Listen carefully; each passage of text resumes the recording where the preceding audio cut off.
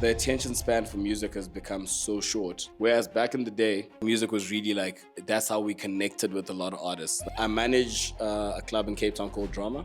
Dope. I'm a marketing manager at a club in Cape Town called Enzo. Nice. I have an events company with Timber. I can't count back how many event properties I've done. And with everyone, I learned something. You see Tashinga is doing an event. You come through to the event, you see there's 200-300 people at a venue that takes 200-300 people. So you say the venue's full, Tashinga's successful, great. You go home, you think, I'm smiling to the bank, but I probably lost like 20,000 rand. I love Africa. I love the idea of connecting Africans who live in different spaces, and that's what I love about C.Cast. C.Cast is a global event, but that's a Cape Town event that got exported. By the way, I think it's the most exported event out of Cape Town ever. You can make the same meal, but you can never copy the sauce. The idea of like classism and racism really hit when I got to Cape Town. I remember saying, I think I'm gonna quit DJing, bro. What's next on the menu for Tashinga? I'm giving you announcements that have not been announced anywhere else. Tashinga, let's cook. Hey, welcome to the latest episode of the C.Cast. It's an absolute pleasure having you here today. Before we get into the next guest, I just want to give you a little bit of an idea of what this podcast is about. We are about connecting creativity and technology to uplift the African continent and connect the world to Africa. What we do is we chat to members of our communities. We give them a platform to share their story and to share how they are connecting Africa to the digital economy and the world to Africa. So before we get into this next guest, if you like our content, I just want to remind you to like, share, subscribe, and leave a comment down below about what you think about the conversation. If you want to get more involved in the community, you can also join the WhatsApp group by scanning the QR code. In this group, we'll be able to share opportunities, knowledge with you, and you'll be able to meet other like-minded people of the community. So yeah, we hope to see you in the group soon. Until then, let's get into the episode. So like in the intro, even before we started recording this, you were saying that there was a bit of controversy around these different events that you've been attending, putting the South African flag next to your name. Tell me more about that. So look, man, I think I left Zimbabwe originally when I was 18. And at the time, I mean, I had the most I had in the entertainment industry was like hosting a couple of house parties, right? And when I got to South Africa, I studied film. So I am actually a film director by training. Wow. And as I started rising in the entertainment spaces, there was always this kind of confusion as to where you from, you know what I mean? But my name is obviously Zimbabwean. So like now when Zimbabweans started to find out about me as a DJ, a lot of times where I think I did a festival in Zimbabwe. That was the first time where there was this, like conundrum or like controversy where I was DJing at a Zimbabwean festival, but I was based in Cape Town, which then made it, am I South African DJ or am I Zimbabwean DJ? So they put Tashinga brackets South Africa. And then people in the comments were like, is Tashinga not Zimbabwean? Damn. So I replied, I am. You know what I mean? It's happened a couple times. When I went to Congo, they did the same thing, but we fixed that before it went out. When I went to Namibia, the same thing, which I mean, I understand. I mean, a lot of my activity has been in South Africa, so I understand that.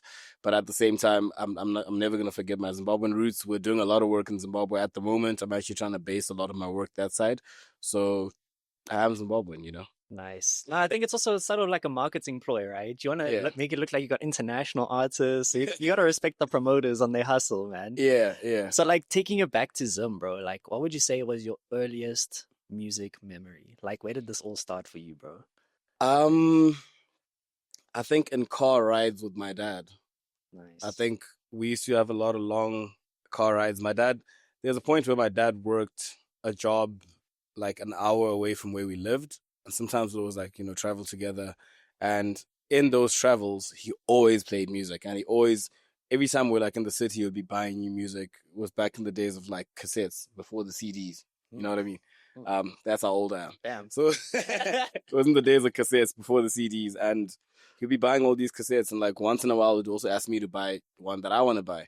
And I mean, at the time, man, things were so different. It was before social media, before everything. So like the artists that we knew were artists that we knew from like watching TV or like reading magazines. So like sometimes you didn't even know what an artist sounded like. You know, I think one of my earliest celebrity crushes was Eve, EVE.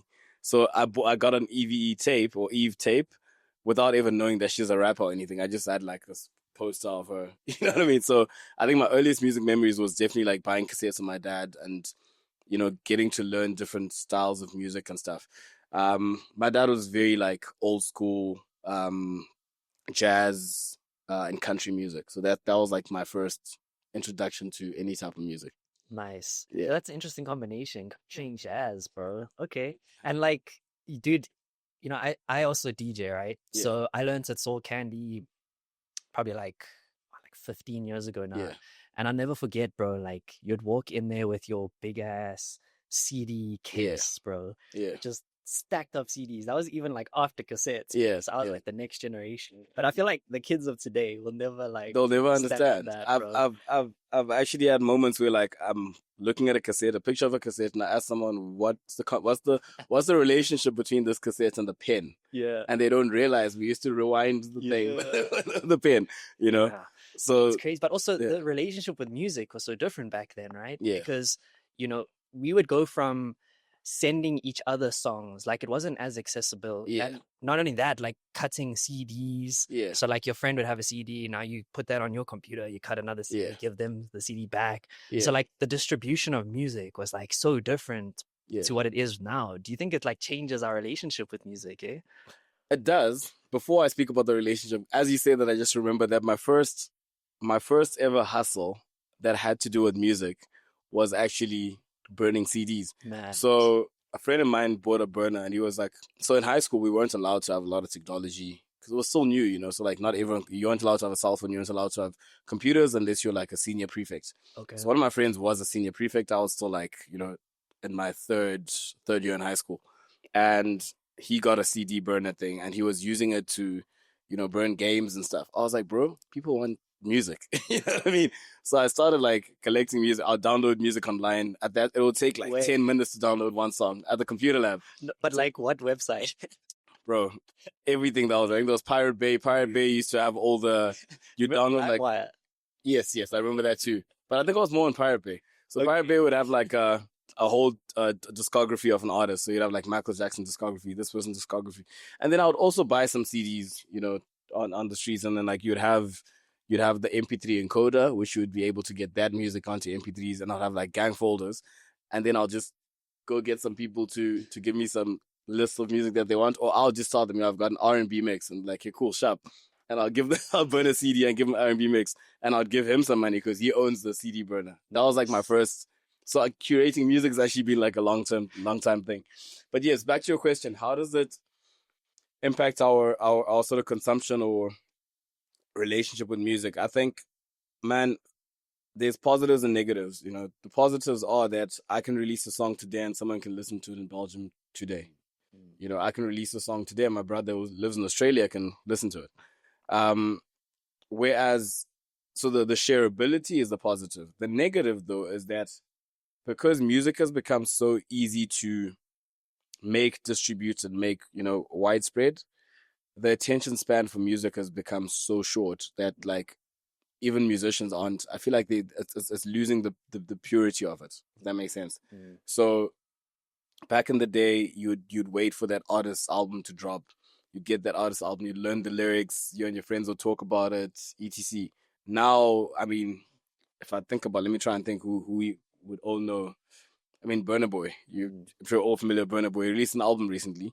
I'm a DJ and I know the songs. I'm always in the clubs, but like I haven't taken time to consume what he's even saying in this album.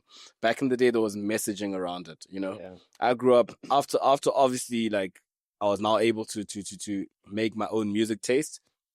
I became more of like a house music and I guess a bit of hip hop or rap music fan.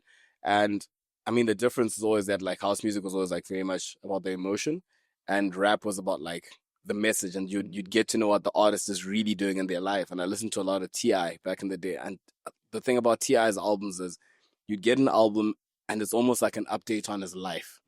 We don't get that anymore. And I think artists aren't even making music like that anymore, because now it's, can it trend on TikTok? Yes. Let's get that hook out. Let's get the TikTok out. Let's get the dance out. Once the dance is trending, let's get the song out. Let's make the money. Let's do some shows. Whereas back in the day, I feel like music was really like, that's how we connected with a lot of artists. Like, I was all the way in Zimbabwe. T.I.'s in America. I'd never met him.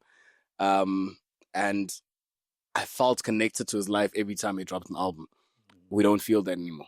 Yeah, I hear you, bro. And now taking it back to like when it meant something, because that's what it's like for me. It's like music meant more back then than what I think it does today. Not to say that it has to be the case. I think there's ways that we can adapt to today's society, and we'll probably get into that later in the pod. But like going back to the origins, like let me ask you this, because you mentioned how you were burning CDs and you used to get a bag off of that. Yeah. What was the first thing you bought with that bag?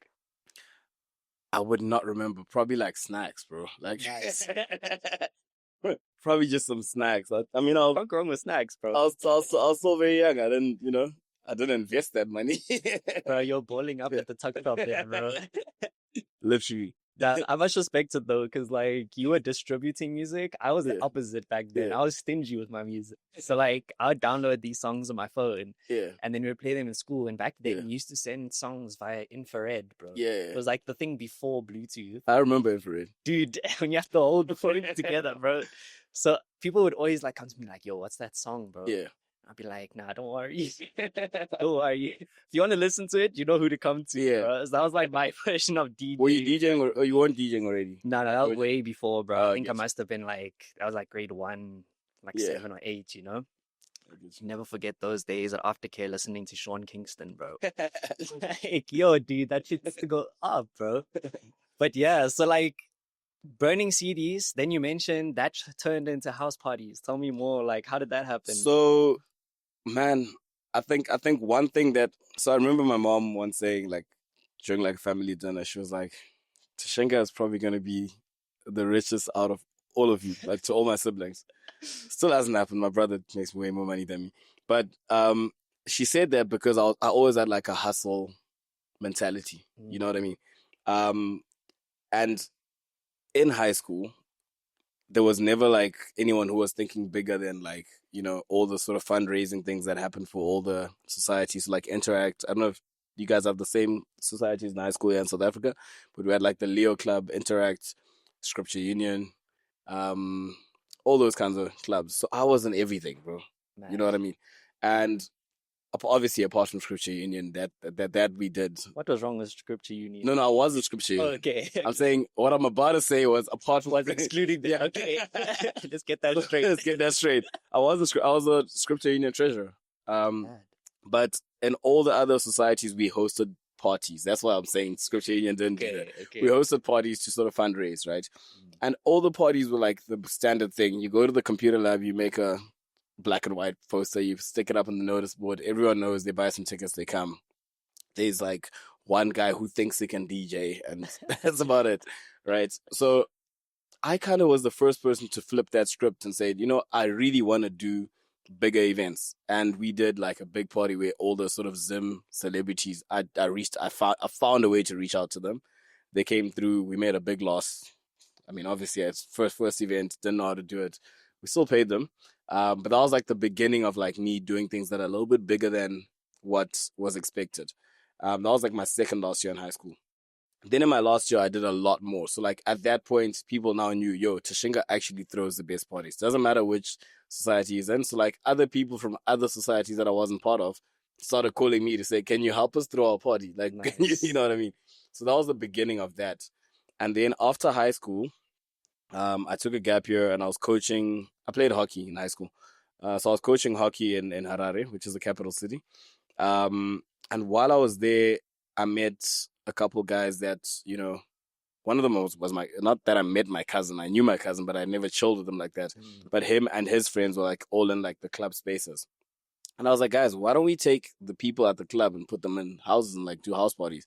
Because Zim is a lot more open to like making noise and stuff. Cape Town, you can't do that. You know what I mean? So we started throwing like big house parties, and it was really a big thing. It was like, we'd make flyers, go out and give them, give them out all over the city, have these big house parties. And then I think I always say the first official thing that I did, which was like an actual event, was through what we were doing, we got noticed by the Zimbabwe Tourism Authority. And they asked us to throw the after party for the Zimbabwe and South Africa cricket match. Wow. It was at some venue in Zim. I think that venue is closed down by now. But we threw the after party for that. So we had like a whole thing where like the cricket players came through and like big party. Wow. 2010. That was Also, Zim cricket, SA cricket's like, I think yeah. I'm not too much in it now, but I think back then it was a big thing. I mean, Zim is still a cricket loving country, as much as the team has gone down. But I mean, they're coming back up now. But it's still a cricket loving country. I think it's still one of the most watched sports. You know what I mean? As in, when the national team's playing, the stadium fills up. Sure. So it was a bit of an easy sell. Yeah. But at the end of the day, it was a good thing that we got that, and that's when I actually registered my company, because we needed to register a company to get that tender. Yeah. You know what I mean? Yeah. So that was my first, like, okay, cool, this is something that you can actually do for a living, because we did get paid quite a bit of money. Yeah. And then I moved to Cape Town like a couple months after that. Wow. Yeah. And now, like, you're talking about a lot of the successes. I want to hear about the party that, like, flopped, bro. And what was your biggest takeaway from that, bro? Man, you know what's crazy? I don't think I've ever had a party that flopped entirely. Okay. If that makes sense. When I say entirely, I mean no one comes to the party. You don't make money. Everything has just absolutely gone bad. I've had things that have, fallen to the wayside with one thing. So say, I think I've only ever had one party where I felt like, the attendance was actually pretty bad. Because I remember calling a friend of mine who's kind of my mentor in events. And he was like, bro, don't worry about it. Because if no one came to your party, it means no one's going to talk about it because no one knows, because no one was there. You know what I mean? So I was like, that's kind of, I was like, fuck, now people are going to know my party was empty. He's like, but who's going to know if they weren't there? You should be worried if people are at your party and then it's not fun. You know what I mean? Other than that, like the failures, like I'm saying, are maybe party's great, people have a great time. Financially, it's a failure. Okay. You know what I mean? So I always take it as, okay, cool. That failed financial mission is sort of an investment into the fact that this is going to work out later. Right. If that makes sense. Right. So I don't remember having a party that was just like, like, I don't know if you watched the Fire Festival documentary, like an entire fail where like people complained, people wanted to, jail time, bro. Yeah, I haven't had one like that. So I will, the only thing I can speak on is the financial failures. And I think if I'm putting it from an advice perspective, I would say to anyone who's in events, you should always be able to turn that into the mindset that, okay, I was investing in the future of this thing. Because with anything, and I always tell my team, let's give it 3 tries, if you're starting a new concept, you're highly likely going to make a loss in the first one, because you still need to build the infrastructure for it. You need to pay the person who's going to do the logo, the first flyer. You need to pay the artist. You need to pay a lot more on your marketing. You need to pay for it if you're making stuff like a DJ booth specific to the event, all of that. So your first event is obviously going to cost a lot more. So it's okay if you make a loss in the first one. Second one also, but you're now starting to see if people are coming back to this concept. Third one as well. If by the third one you feel like this is not working, then personally that's when I start to worry. Yeah. Either I have to change the concept entirely or just like cancel the event. You know what I mean? So, and now how do you build that runway to fail? Like, because a lot of people, they like living check by check, So how did you like manage to build that runway to fail? So right now, I think it's just been a lot of good financial decisions, which I'll always give credit to my brother for. So I'm in a position where if it does fail, I've got a savings account, I've got some investments that I can always pull back from and say, look, let's cover that patch up. We'll keep it going. I also do have multiple streams of income. So if the event fails, then I can pull from. Tell us about those streams, bro. Like, doesn't want to know, dude. Okay, wait. Before I tell you about the streams, before all the good financial decisions, I think one thing I always did was I was honest. You know what I mean? So if an event failed, I was honest with everyone. Artists, whoever, guys, we did fail. I will pay you money, but this is how much I'm able to pay per month. So I'm going to start with paying the city. I'm going to pay the production company. I'm going to pay whatever order of payments that I'll do it in. And I'll always try and keep up with that. You know what I mean? And if I couldn't keep up with it in a certain month, I'll tell someone in advance. I think the big issue in the entertainment industry is the lack of honesty, where people are just like, I'll pay you. Money doesn't come in and no one says anything. So that clear communication is how I always manage to recover from the financial losses. Yeah. And Cool. where do you think that comes from, bro? I don't know. I can't pinpoint who taught me that, but to be fair, I think again it's the same guy. His name is Kagiso. Let me actually mention his name. He had a big property in Cape Town called Groove Africa. And they did a lot of parties. One of their biggest parties was Cody Putso. He's based in Joburg now. He does an event called Groover's Prayer. Okay. Still quite a big thing. So Kagiso, I think, is one of the people that would always tell me these things. Yo, just be honest. And you'd say it in a very light-hearted way. Just be honest with him. Tell him when you can pay him, bro. Like, tell him. But don't go quiet, And I'm like, oh, shit, now I get it. You know what I mean? Because I think that is the irritation that we all have as DJs. I'm sure you've got a payment you're still waiting for, and you've got payments you've given up on. Yeah. You know what I mean? And that's the thing. Like, it's the irritation is the lack of communication to tell me that, yo, this is when I'm going to pay you. You know what I mean? The multiple streams of income. Okay, so I'm a DJ. It's a clear thing. I get paid to DJ. I manage a club in Cape Town called Drama. Dope. I'm a marketing manager at a club in Cape Town called Enzo. Nice. I do events. Well, I have an events company with Timber. What else do I do? I studied film, started a production company. It is a bit stagnant at the moment, but we still get like some jobs here and there. So I have a production company that we run as well. But if you guys want to shoot some stuff, hit us up. We do great content. Nice. And then we have an experiential marketing company, which is quite linked to the events company, but it's a bit of a different thing. It's kind of when we want to do things brand specific. If we want to do a brand specific experience or an activation or something, then you speak to that company as opposed to the events company. Then I'm also investing in a lodge in Zimbabwe, which is I grew up on the farm that I'm investing in for this lodge. That should be open by the end of the year. So it's not a stream of income yet. It's still taking from me right now. Yeah. I think that's about it. If I've forgotten any other stream of income, it's probably not giving me enough. Nice. I always like trying stuff, man. Yeah, no, bro. And it's also, I'm so glad that you're sharing that, bro, because I think there's quite a few gems in what you dropped. Like that thing on reputation, dude. Yeah. Like when you're in the creative or entertainment space, I don't think people realize how valuable your reputation is. Yeah. And if you mess someone over, like those guys that you was mentioning earlier that you just given up on, like, do you know how much it's going to take for them to rebuild that trust, bro? If it's even possible. So it's like that thing of protecting reputation, bro. I think that's massive, dude. And it's like, even if you can't do it, just say so. Just like, say, it's okay. We all go through struggles, we're all there to help each other out. But like this thing of just throwing people under the bus like that is just mad, bro. But it's and the other thing that you also dropped, which was another gem for me, was just like that thing of having multiple different streams. Because I think we come from a background.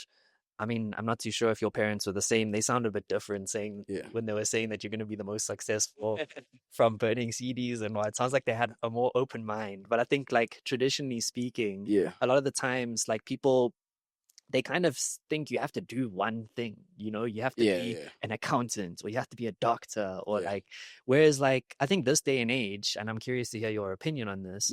I think because we live in this digital world, it opens up opportunities to do more than one thing and actually be good at those things too. 100%. And that's something that I also like think about a lot. It's like, damn, like, do I need to like concentrate all my energies into one specific stream, or is it still possible to do DJing, run a digital marketing agency, and then maybe like have a podcast on the side? And I'd be curious to hear like your thoughts on that. So let me clarify one thing, then I'll answer your question. Just for clarity, my parents weren't always. Okay. I think that opinion from my mom was just coming from a point of like she could see that I was always trying stuff. You know what I mean? And when I was like was it preschool or primary school, I drew up some logo, and I said this is gonna be my company. I remember, and they always make jokes about it to this day. Like I call the company Crown Man. I don't know why. Crown Man. Yeah. Okay. And they keep saying like, where's Crown Man now? Like they keep making jokes about it. And I think it was just the personality that they saw. But in terms of like actually what I'm gonna do, it wasn't and I thank them for it, to be fair, because I think I did get quite a lot of valuable education from going to after. I went to after studied film, so I left high school and I said I wanted to. I was really good at computer science, and I had a place at UCT in computer science, and I was gonna go study that. And I remember saying, guys, I don't want to do that. I want to be an artist manager. And they looked at me and said, well, was how's that gonna work? You know what I mean? And to be fair, I don't think I knew enough of what I was getting myself into. If I had become an artist manager in Zimbabwe at the time, in fact, even if I had become an artist manager in South Africa at the time, I think the industry hadn't just grown enough to a point where it was something sustainable. Now it's growing, you know what I mean? So I think if anyone is having a similar struggle with like convincing their parents, I think do what you need to do to make sure they start seeing it. Because I think the moment they started to see that, okay, I'm actually living comfortably and I'm doing what I love, they fell in love with it too, and they're very supportive and everything. But it's not always going to happen from day one, and it's out of love. You know what I mean? It's out of love that they feel like that. And I feel like that doubt they had helped me to push myself to try and prove it to them. Yeah. That makes sense. Yeah. No, it does, bro. I remember like when I went into entrepreneurship as well, I started with photography and videography, and then that over time evolved into a digital marketing agency that I run now. And in the beginning, like I'd always go to my parents for advice. Yeah. And their advice was basically like, get a job. It's not that difficult. Yeah. Like, but there was something in me that was like, I don't know, bro. That shit pissed me off, bro. I was like, nah. But to be fair, it's not for everyone. And I think that let me go with that to lead into answering your question about multiple streams versus focusing and everything. I don't think, and I say this with all due respect to anyone, I don't think being an entrepreneur is for everyone. In fact, it's for very few people. And I also feel like we're living in an age that's glorifying entrepreneurship so much, and no one is talking about. You see, I like that you asked the question about the failures, and I guess I didn't answer it well enough for me to make people understand how much failures, how many failures we go through. Yeah. And fair, I think you asked. I think I answered it from a perspective of I haven't had like a fully failed event because I always take the positive, etc. But in all honesty, guys, it's not been the easiest journey. You know what I mean? And it does look like an easy journey when you think about it, because you see Tashinga is doing an event. You come through to the event, you see there's 200-300 people at a venue that takes 200-300 people. So you say the venue's full, Tashinga's successful, great. You go home, you think, I'm smiling to the bank, but I probably lost like 20,000 rand, you know? But if you just go get a job, you could be getting paid 20,000 rand. Every month. You know what I mean? Every month guaranteed. So I don't think it's for everyone, number one. I think there are certain people who, if you're a very logical, realistic person, get a job, save, invest, retire one day and live your life happily. Do the thing that you love, and that's about it. If you're someone who is a risk taker, doesn't mind starting again and again and again, and you have a bit of an unrealistic belief in yourself, then you can take entrepreneurship. I think that's just the reality of it. And I think we also need to realize that a lot of what's happening now, like with especially with AI and everything, it makes people believe that, look, I can have a business plan in 10 seconds. Just type to ChatGPT, please do a business plan for me. I can have an accounting system in 10 seconds. But understanding the full aspect of running a business is not a 10-second thing. Yeah. There's people who've run multi-billion dollar businesses that have failed. So your business is trying to start with your internet connection and 5,000 rand in your account might fail, might succeed, might fail. But if it fails, it might fail harder than the person who's got the billions. You know what I mean? So that's not to discourage anyone, but just it's not for everyone. Now, to your point about multiple streams versus focusing on one thing, to be honest, I could come back on this podcast in 2 years and tell you guys, man, I focused on one thing and that's what I should have done at the beginning. I personally get bored of like doing one thing. That's why I like to start a lot of things. Some of the things that I really start as a passion project, then they turn into business. You know what I mean? In fact, this has been the case for a lot of things, including my DJing. My DJing didn't start as like I want to be a international DJ. Now I'm in a space where I've fallen so much in love with it. I want to do that. But when my DJing started, it started as I was doing so many events, and I was like, well, if I could learn how to DJ, I might not have to book an opening DJ, and I'll just do this for fun at the beginning, just to, and then the actual book DJs will come play after me, and I'll just open. And I played by mistake. I played to a lot of people. Long story, and I liked it, and I was like, well, I could probably keep doing this. So that's how that happened. So again, I think I wouldn't want to direct someone into one path and say do multiple things or do one thing. But what I will say is take care of every single thing that you're doing. Everything that I do with the teams that I work with. Also, don't do it alone. Yeah. I have a management team of like 4 people. Right? I'm not DJ Maporisa or someone, you know what I mean? But the reason I have a management team of 4 people is because everyone has a pocket that they fill that I can't do myself because I'm busy. My events team is like 4 or 5 people as well. I could do those events on my own, but I can't do them now on my own because I need to focus on other things. You know what I mean? So being able to let go and say, look, I'm going to trust in people to handle certain things can then give you that allowance to do multiple things. But if you're gonna do one thing, you can do that too. I can't give that advice, to be honest. Yeah. No, dude, sometimes, it's a double-edged sword, like you're saying. You're living in this world where there's so many opportunities as well, right? Yeah. So, like, for me, what I'm trying to figure out is, like, I think it's become less about what the things that you should say yes to and more about what the things you should say no to as well. Yeah. Because there is that thing of spreading yourself thin, which is definitely like something that, I think especially like, I feel like I'm like you, bro. I feel like I'm a kid in a candy store, bro. Yeah. Like, why can't I do it all? But I think something that I'm trying to discern is like, when do you say no? Is there ever a point where you say no? And how do you know when to say no? Hey, hold on. I just need to remind you very quickly to like, share, and subscribe, and leave a comment down below about what you think about this episode. We need to be able to tell the algorithm on YouTube that we are creating content that is valuable. So please engage with this content, whether you're listening to it on YouTube or on Spotify or whatever platform, please engage. It just helps us reach more people, brings more people into the community, which means more access to knowledge and opportunities for you, a member of the community. So please don't forget to engage on this video or this audio podcast and leave a like, comment, or subscribe and give it a share. Thank you so much. We'll hop back into the episode. So I think one thing about me, and I don't want to go too deep into this because it might give people clues about what I might do in my life come next year. But one thing about me is I like money, but money is not a big motivator for me. I like having peace of mind and doing something that I love. So once I fall out of love with something, I'll most likely leave. And once I already know that I'm not going to be in love with doing something, I'll say no. Regardless of how much money is on the table. So I have had a lot of offers to do certain things. I've had an offer to move to a different country to do something. And if I just don't feel like I'll be in love with that thing, I won't do it.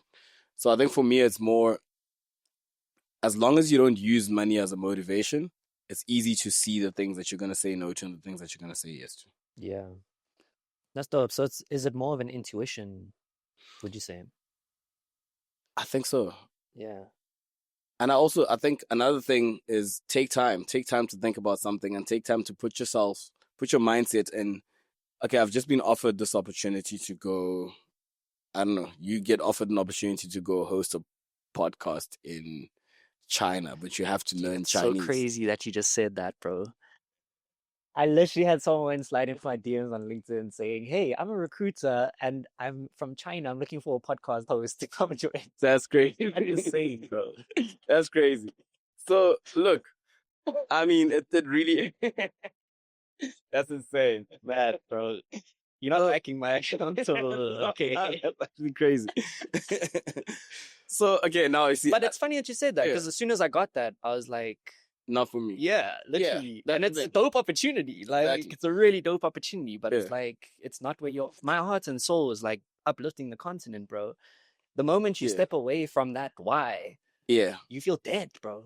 No matter how much money you have. That's the thing. So I think that's what it is for me. Like, I take time to think about it. I'm like, well, cool, I see the money, I see this, but like, is that, first of all, had I ever thought about living in China? No. Do I want to visit China? Maybe yes. Do I feel like I want to go there and have to learn Chinese? Like, you have to think about all the other aspects of it before just like jumping into it. You know what I mean? Yeah. So I think that's the thing for me with the whole saying no or yes. It's all about, am I going to be in love with this experience or not? So that's, yeah.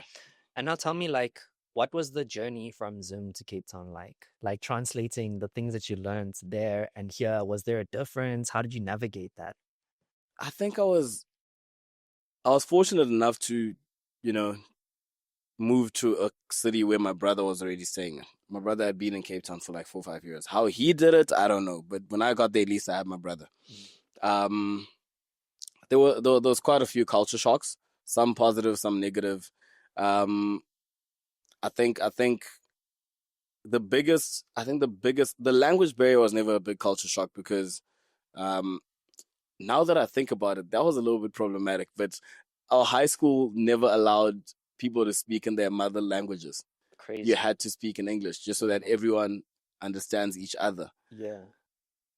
I get it, but I get it from a perspective of, okay, cool, there's someone who's, I mean, two Ndebele speaking people are speaking ill about someone who speaks Shona, or two Shona people are speaking to people who only understand English. So we had like this rule where you could only speak English, which I don't think it was followed too much per se, but then it just allowed all of us to understand English. When I got to Cape Town, it wasn't like a language barrier per se. I mean, there was obviously the case of like, which still happens to this day, where because I'm black, people think I speak Xhosa, which they just lead with Xhosa, and I'm like, I don't know what you're saying, you know what I mean? Yeah. But Cape Town is a bit more of a cosmopolitan space, so it was easy most people speak English to each other in the spaces that I was in. So language wasn't a big barrier. I think the biggest culture shock for me was, and I think it was also coming with growing up and starting to understand the nuances of what's the word, of like social spaces and stuff.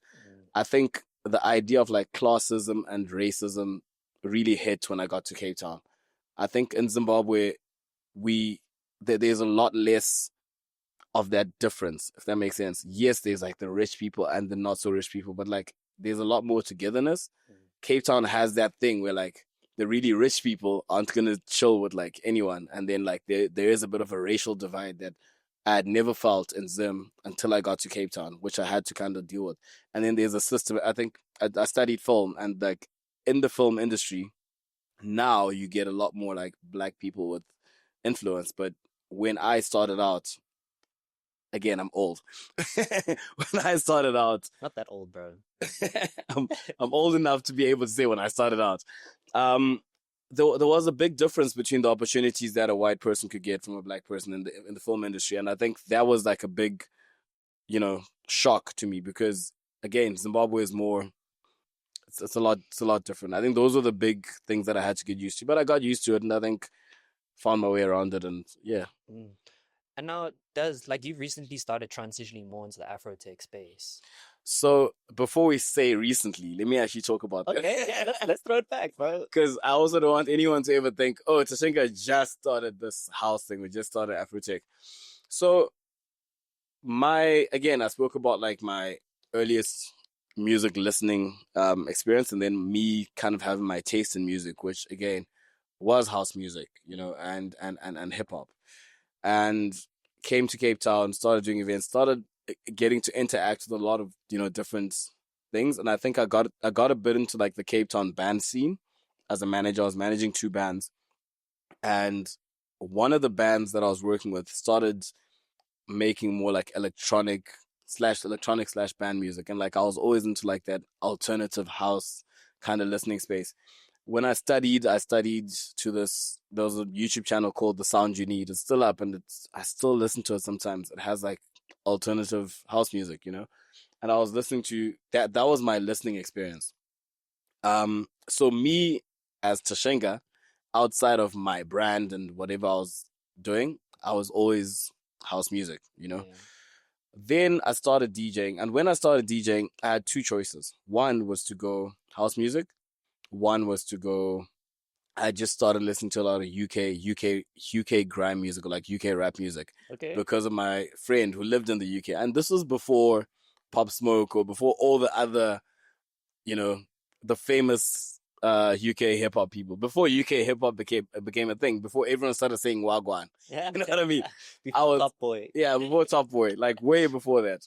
I was listening to J Hus. Like, there's a song by J Hus called Friendly. That was one of my favorite songs. I was introducing my friends to this. I was like, I'm gonna be the guy in Cape Town that breaks this music. Mad. What an epic fail. Obviously, because now you go to the club, you play that, everyone looks at you like, what did you just play? Like, so I was like, you know what, man, I get it. I mean, I was still in a space where financially I needed the club money. So I was like, for it to work out, I need to play what they want me to play in the club. And that was the same time where SA hip hop was still a big thing. So my first entry into DJing then became South African hip hop, or just hip hop in general. Nice. Right. And I was working at a club called Saint. Saint opened Monday to Monday. And because I was now a resident DJ, I had to learn how to play every genre, which again, at first I was like, why do I have to do that? But now we had an opening set, which was like a lounge house set. And I always used to play that. And that's what I really fell in love with. To a point where I was like, you know what, I just want to play the opening sets. Don't make me play everything else. But as my name grew, I kept being forced to play the main set. And because I was playing the main set and hip hop was a thing, again, people started knowing me as a hip hop DJ. Yeah. And I think at the time there was just a lot of, I always like to move away from like congestion. You know what I mean? I like to make my own lane. So there was a time when it was getting a bit congested, but like Afro beats was starting to come into the club space in South Africa. So I became the go-to Afro beats DJ at Saint.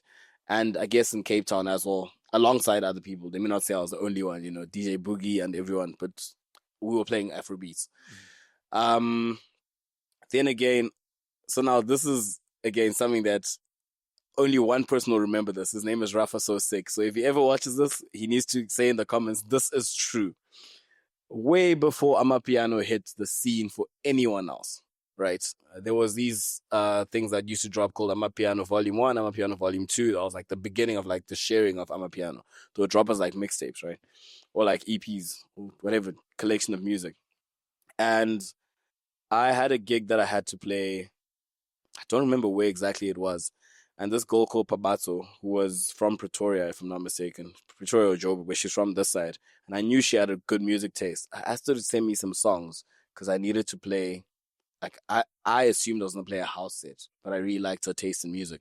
Then she sent me a folder, which, not knowing was Amapiano. I just said, I like this house music. I like this vibe of house music. And I started playing the music she sent me. And like, I downloaded another Amapiano Volume 3, I think it was. And I started playing that all over, right? And Rafa will remember because Rafa heard me play it and he was like, yo, you're playing Amapiano. I was like, what's that? He's like, this that you're playing is called Amapiano. You know what I mean? I'm like, oh shit, I don't know anything about. I just like this, bro. Yeah, I just like the sound. And that became my sound. So the reason I'm saying this, and I'm not saying I was the first one because maybe there's other DJs in Cape Town. Cape Town's big. But I do remember that I entered Amapiano before Amapiano became a big thing across the city or across the world per se. So I became an Amapiano DJ for a while. But I think midway or beginning of last year, and my friends will tell you this, I think Temba will tell you, he's also part of my management team now, so he'll even tell you, because I remember saying, I think I'm going to quit DJing, bro. Crazy. And for me, it was just because I feel like I was falling out of love with DJing. It just felt like I was doing it to pay rent. And again, I have multiple streams of income. So not to say I don't need the DJ money. Please book me. But I didn't want to do it just for money. You know what I mean? And I felt like being an Amapiano DJ / producer was doing it for money. Then there was also an element of, I feel like, and rightfully so, it's not a complaint, rightfully so, Amapiano is very much a South African thing. If anything, it's more of a Gauteng thing. Yeah. So even really good Amapiano producers from like Cape Town, Durban, you find that they never get, merged into the mainstream like the Joburg Pretoria DJs. Yeah. Because it's happening here. It's the you know events, what I mean? bro. Yeah. That's the thing.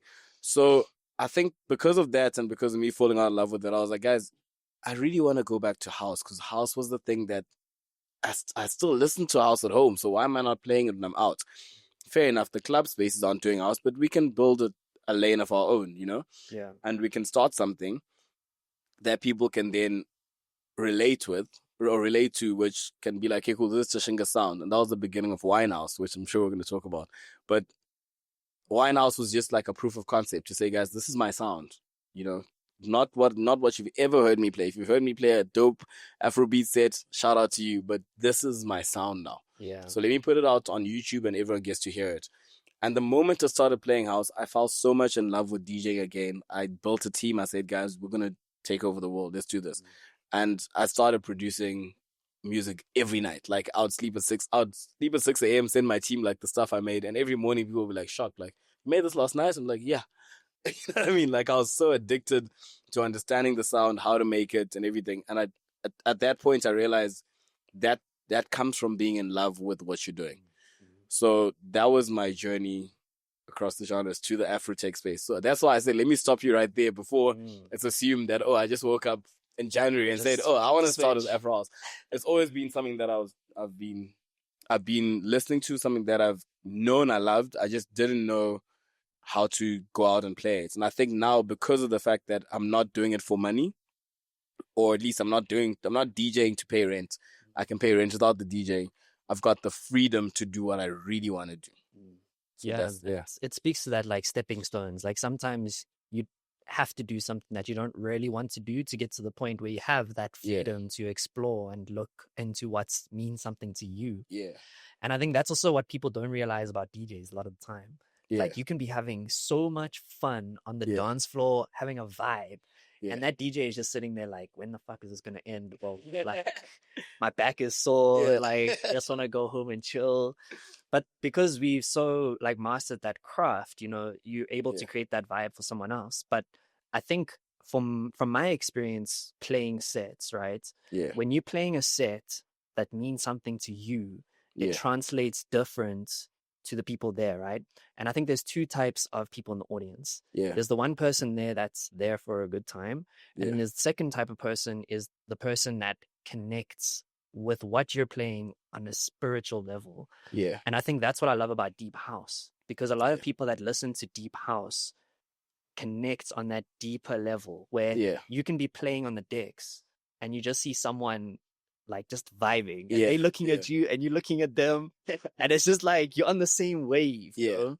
And that's what I love about deep house and what I think creates sort of a deeper connection with the audience. So it's interesting to hear that. And I was actually going to ask you, like, if that cultural experience that you had with that divide is what kind of inspired you to go in the Afro House direction, because what I see happening with Afro House a lot of times, it kind of bridges a cultural divide. I say that all the time. I think Afro House, or house in general, but Afro House more than anything, is the one genre that brings together everyone.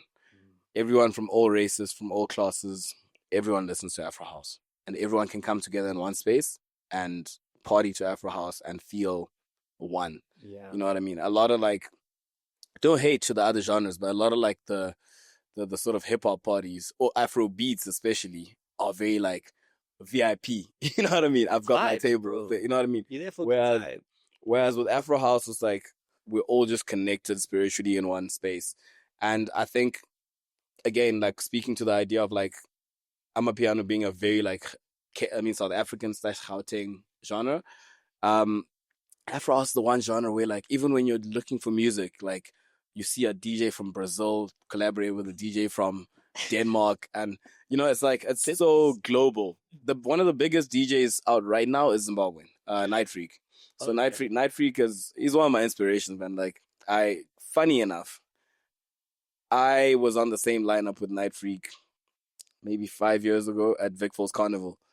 And I think at the time, I mean, I'm still growing, but at the time we're still just both like upcoming DJs, And I keep looking at that lineup thinking, it's crazy that me and this guy were at the same lineup. And if I'm not mistaken, I might have even played after him. I don't remember how the order was, but I might have even been the not the headliner, but like the bigger DJ at the time. And it's just like, I'm so inspired by like how he got from that lineup at Vic Falls Carnival to global tours and all the music that he's been putting out, man. It's insane. And I think one thing that I really hope that does for everyone, one thing that I also like to always tell people is don't be afraid of competition, especially in your community, because what that does Pushes you. is it builds a, what's the word? It builds a wall that makes sure that you guys don't ever fall back. In other words, so like if Uncle Waffles had been the only DJ that went global, right? Amapiano could not have reached where it reached. The fact that everyone else got inspired, I'm not saying everyone got inspired by Uncle Waffles, but she was one of the people that inspired a lot of some of the female DJs to become DJs. And, you know, the first few guys that did Amapiano internationally, they inspired more people to do it. And now we've got so many global superstars in Amapiano, right? From South Africa. What it's done is it's created this thing where, like, it's now a culture that's exportable, right? What I hope comes from Night Freak is that Zimbabwean DJs who are in the Afro house space, Afro-tech space, see that as inspiration and say, I can do it too. And they also push hard. And we end up having a community of Zimbabwean Afro house, Afro-tech DJs and events and everything going on that Night Freak inspired, but like everyone else is taking it upon themselves to do the same. Same thing happened in Kenya. Same thing happened in Germany, Berlin. I did a bit of some research on Afro House, Afro-tech, so I know what I'm talking about. There was always that one guy that was first, and then everyone else like, oh, we can do it. And then they did it, and then he created that community. So I'm really hoping that this is what happens to Zimbabwe. And I did say I'm trying to do some stuff there. Not trying to, we are doing some stuff in Zim as we speak. So hopefully like the events that we come up with and everything do help to build that community. Yeah, community is so important, bro. I remember coming across an artist named Kasi. Yeah. I was like, this guy's South African, bro. Yeah. Then I looked him up. I was like, this guy's from like freaking Norway or Norway or I don't know. Yeah. Some random place. And I'm like, but if I played this stuff here, people would think that this is from here. Yeah. And it just speaks to that ability to create a global community, but also once you create that global community, you also leverage it to bring people up back home, right? Yeah. I think for us in South Africa, for me personally, that's black coffee, bro. Yeah. Like you look at the heights that this brew has reached. Yeah. And then you see all the people that got inspired by that and kind of, you know, just by virtue of him making it opens up so many networks and opportunities where I'm telling you now, black coffee has to say no to a lot of things. Yeah. So then the question becomes, okay, cool. All of those things he's saying no to, who's next? Yeah. And then you start seeing the Shimzas, you start seeing the Tempas, like all of these guys that are now occupying these spaces that in the past never could have thought that was possible. Yeah. And these guys are making money, bro. Yeah. Like they're living nicely. Yeah. So I think that being that trailblazer is something that's so important, but also realizing like we all play our own part in that process happening, you know? True. So it's just about where do you fit? And now talking about that thing of like community, right? Like it's never been more easy than today to get into DJing, to producing. So like in this world where we also operating in spaces that are oversaturated, how does one stand out in that world? And I want you to tell us about Winehouse, because I feel like a part of me feels like it has something to do with Winehouse. So, man, look, I did say never be afraid of competition. And I think there's a term that I always say which speaks to like the saturation and stuff. And I guess we'll also talk about people kind of copying concepts. There's a phrase that I always say where I say you can make the same meal, but you can never copy the sauce. You know what I mean? So we're cooking. we're cooking. So, I mean, I've been in the Cape Town event space for a long time, and you see how I just spoke about a podcast in China. I never knew about that, and you said that happened. Yeah, that could happen. It could happen that someone sits at home and thinks about a concept, and their concept is bring together house and wine, right? Yeah. But it's not Winehouse. And you know what? Winehouse is not their thing too. They have their own sauce. I have my own sauce. So it's okay for these things to coexist, you know?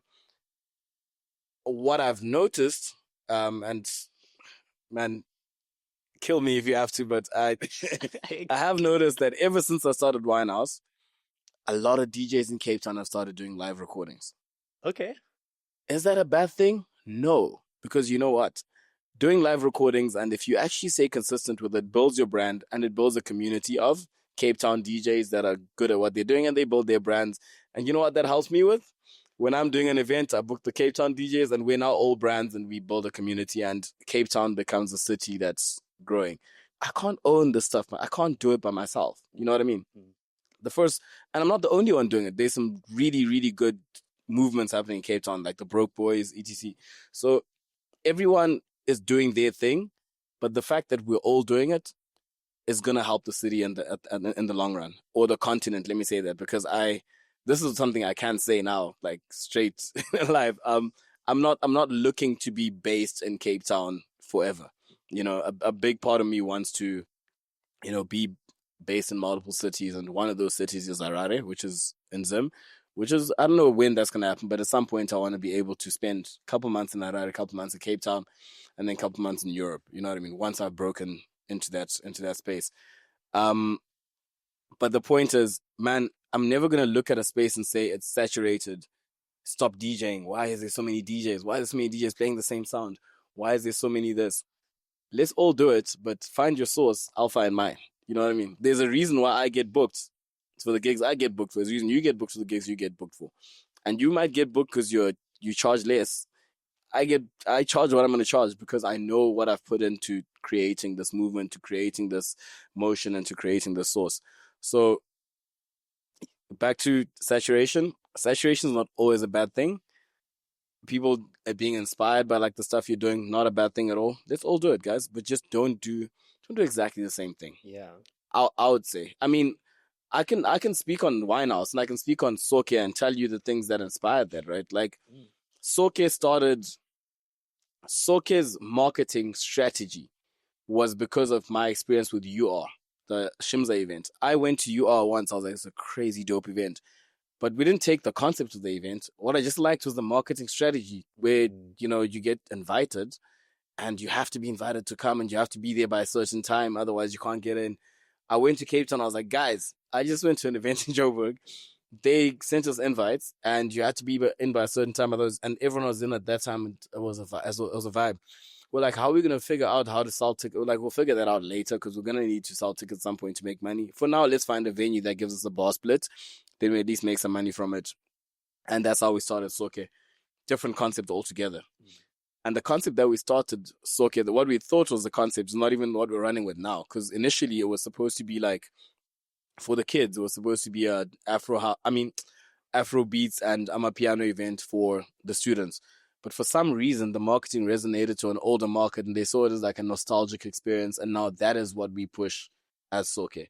So I got inspired by someone with the marketing strategy. And then I got inspired by Afro Nation for like the Amapiano Afro beats kind of event. But now we're in our own lane. You know what I mean? Yeah. So for someone to then come in and say, I'm going to do an event that, speaks to African nostalgia and we play these genres and I'm going to call it, the name is going to be like from a Nigerian language and the poster's going to look like everything is the same, then that's, let's not do that. You'll never be able to do that as good as what you guys do it because you've been doing it for longer. So like... and even if you do, but like, don't do it. You know what I mean? So I think that's the same thing with Winehouse, right? Like, again, I have seen a lot of these experiences that are coming up with like the live mixes and stuff. And again, I do support them. And until someone literally does one where there's wine tasting at the beginning, it's house music, and then I'm going to be like, yo, which funny enough, it actually did kind of happen. Someone started something called Winehouse in Stellenbosch, which is, I mean, bro, we're in the same province, you know what I mean? But we had a chat about it and got that resolved. Sent the goons. Not like that. Could have, but not like that. So yeah, that got resolved. So I don't know if I answered your question. So I think the question for me is like, what is your secret sauce? I think experience, bro. Like I've been doing, I can't count back how many event properties I've done, right? And with everyone, I learned something. You know what I mean? So with experience, I've grown to understand what an event experience is and what you need to have a successful event. With Winehouse specifically, I think the secret sauce, again, comes from the love that I have for house music and wine. Yeah. So again, how Winehouse came up was when I spoke about the fact that I'm going into house music. I said, guys, I need to start doing like a live recording thing, and we were thinking about all sorts of names for it. And we had a name which we still might use for something called Tashinga's guest list, right? Okay. That came from the fact, because I work in the club, everyone's always like, I'm on Tashinga's guest list. So I'm like, okay, cool. Let's start an event called Tashinga's guest list where it's invite only. If you're on Tashinga's guest list, you can get in, and then okay, cool. And then we're like, let's run with that. And just before we went into recording, and this was me and my friend at my house, literally, we're like, okay, cool, but like, can you then sell Tashinga's guest list in the future? I don't think it then makes sense, because like it always has to stay like that. And then we thought about like all the things that kind of go with what I love. And if you go on my page, it's either I'm DJing or I'm at a wine farm. That's it. Even when I take my breaks from drinking, I still go to wine farms just to be in that space. I feel, it's for the vibes. So we're like, let's put those two things together. And the name Winehouse just hits. Obviously Amy Winehouse, but like the name Winehouse just hits, and we're like, damn, that's a cool name for an event. And that night, we recorded the first episode. Nice. If you watch the first episode closely and you look at my eyes closely, you can tell I had a lot of wine already. Nice. So that's yeah. the secret sauce. Why? So I think the secret sauce, man, is experience in like just doing the things that you love. I don't have an event experience that I don't love. And I know there's gaps for it. There's a gap for a trap music event. My team, almost every week, someone in my team, we have this girl that works as part of my team. She's young and she's in the trap space. Like, she listens to trap music. Almost every like week, she's like, yo, let's start a trap music event. And my answer is always like, do it, but you do it. Okay. I'm not going to do it. I'm not checking for any trap artists. I don't even, to be honest, I don't really know like what trap, I know trap music, but I don't know enough about right it. now, yeah. Right? So I'm always like, you know what, if you do it, you do it, but like, it's not my thing. I'm not going to do it. I'm not going to understand it. So I think when you want to, if this is saying it to someone else, you can't make the same sauce that I make, right? But if you're trying to find your sauce, find what you love and do an event out of that, because I love Africa. I love the idea of African unity and being someone who's, lived in a foreign country. I love the idea of like connecting Africans who live in different spaces. And that's what I love about Soke. When we took Soke to Botswana, there was South Africans, Tswana people, everyone. Like, it was so beautiful to see. Even in Zimbabwe, where I'm from, and I did say to my team, guys, I think Soke in Zimbabwe is just going to be Zimbabweans, because, I mean, I don't think there's like a lot of other allied.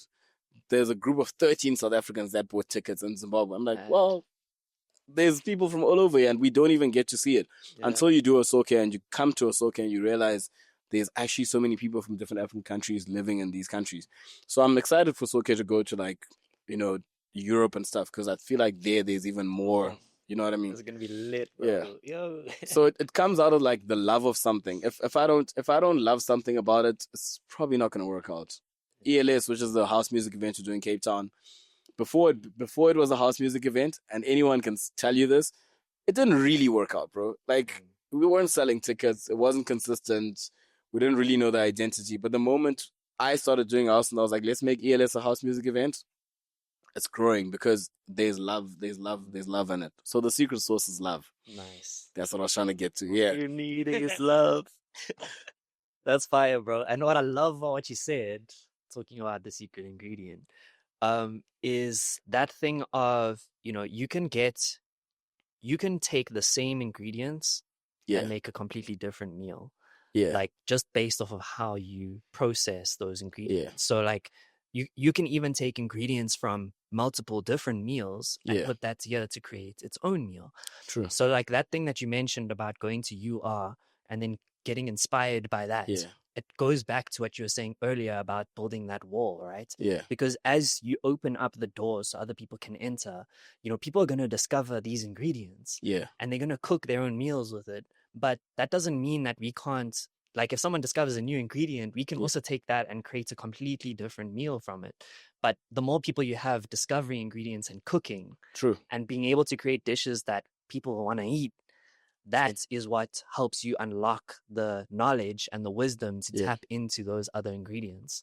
100%. And I think that's like that's for me is probably the biggest takeaway. Talking about, you know, cooking and how you've been cooking these secret ingredients, the secret sauce. What's next on the menu for Tashinga? A lot. So obviously I just dropped All We Need, which is a song that's doing well. So there's a lot more music coming up. As I said, I had a point where I've kind of slowed down on that now because I need to live. It wasn't healthy. I'll sleep at 6 a.m. every night. Wake up at like 9, so I'll sleep for like 3 hours. And every night I was just like working on music. So there's a lot of unfinished music or like close to being finished that I just need to wrap up and put out. There's a lot of finished music as well that I've been playing in my sets, just testing out to see what works.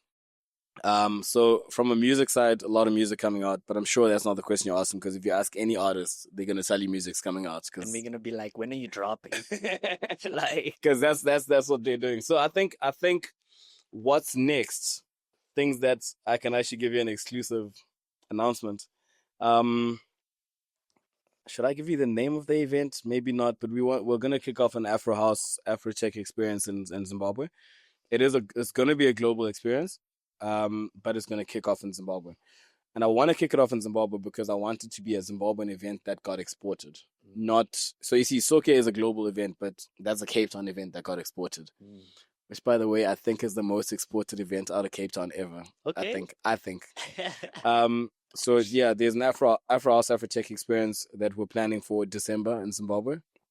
That I'm really excited about because, again, it's me trying to put my footprint back into where I'm from, you know what I mean? And I need that event, again, for people in Zim to actually be like, okay, cool, we connect with Tashinga. We see who Tashinga is. I'm excited to take Winehouse global as well. We've done Zim in Victoria Falls, but we haven't done too much else with Winehouse. And there are plans in place to do that. What else is next? Look, like I said, I think I have a plan to end up living in multiple cities, and whether that's a thing that's a 2026 or 2027, that's all up to God. I don't know when that's gonna happen, but it's gonna happen. When I set my sights to something, I know it'll happen. So a global tour is on the horizon. I just don't know when exactly, but that's coming. And then there's an artist called Summer Haynes, a DJ called Summer Haynes, that I taught how to DJ. She's phenomenal. Someone actually said to me the one day, and I don't think they knew that I taught her how to DJ. They just know that like me and Summer are kind of friends. And they said, do you think Summer is a better DJ than you? Because I think she is. And I was like, yeah, it's cool.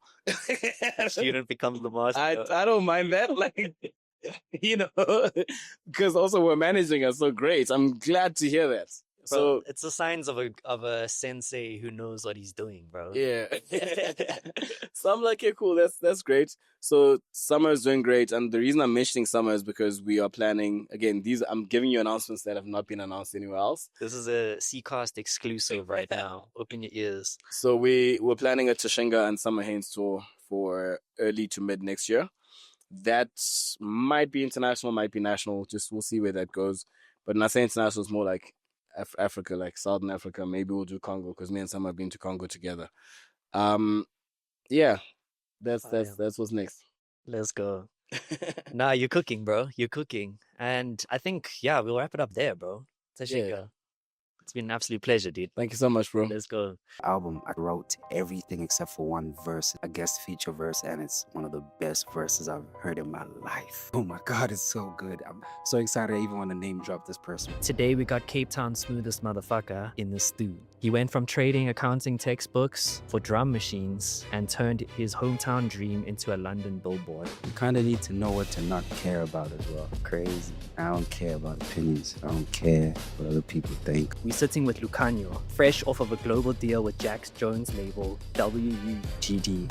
The price we pay for convenience is connection. Now that robots are taking all the jobs, it's limited jobs for us. It's me versus you. I'll get this fucking job before you do. He is counting down his debut album, Lucky You. We'll unpack how he kept his masters, why he nearly quit after a health scare, and how AI is entering the creative space. Maybe right now, we're still at a place where You're not asking the right questions yet.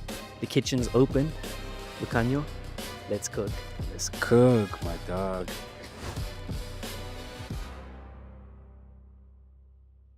Thank you so much for watching this latest episode of the C.Cast. If you enjoyed it, please like, share, and subscribe. We're trying to achieve a huge mission and we need you to invest in it. The best way to do that is by liking, sharing, and subscribing, and leaving a comment down below. By doing that, you help the algorithm understand that we are offering content that is valuable and it will reach more people. There might also be someone out there that just wants to learn a lesson or who might be able to take something away from the podcast. Share it with them.